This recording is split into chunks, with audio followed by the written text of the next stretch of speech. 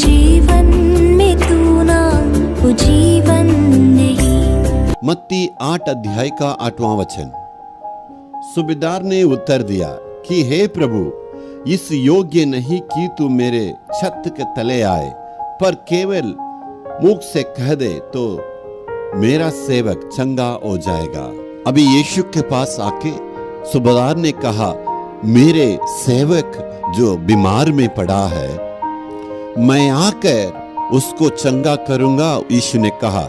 इसको सुनने से ये क्या उत्तर दिया, हे प्रभु, तू मेरे घर में आने के लिए मैं योग्य नहीं हूं। कितना दीन नम्र है। ये रोम के शहर में एक ऊंचे पद में था, इतना धनी व्यक्ति है, इतना मान मर्यादा पाया हुआ है, इतने रहने के बावजूद भी यीशु से कहा, हे प्रभु, मैं इसका योग्य नहीं। कितना दीन नम्र बना है। इसी दीन नम्रता ने प्रभु मदद करने के लिए काम किया। क्यों ऐसे कहा था?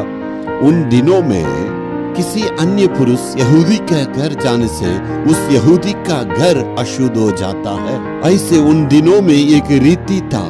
यीशु एक यहूदी है, इसलिए इतने पवित्र प्रभु, अद्भुत काम करने वाला, क्या मेरे घर में आ सकता है?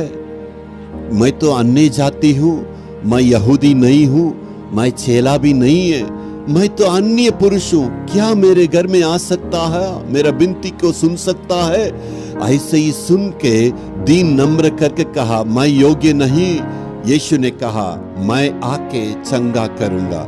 इसका मतलब यीशु एक मनुष्य को मिलने के लिए कोई भाषा का रुकावट नहीं है, पदवी का रुकावट नहीं है, पैसा का रुकावट नहीं है, देश जाति भांति को और कुल को, किसी बातों को रुकावट के रूप में नहीं देखता।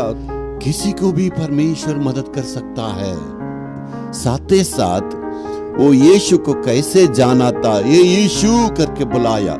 इसका मतलब यीशु कौन है, उसका सामर्थ्य क्या है, उसका अधिकार क्या है, इसको भली भांति जानकर यीशु करके बुलाया।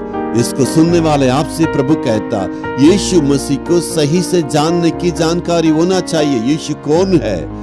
ऐसे इस सूबेदार ने यीशु करके बुलाया, उस सामर्थ्य को, उस अधिकार को जान के बुलाया।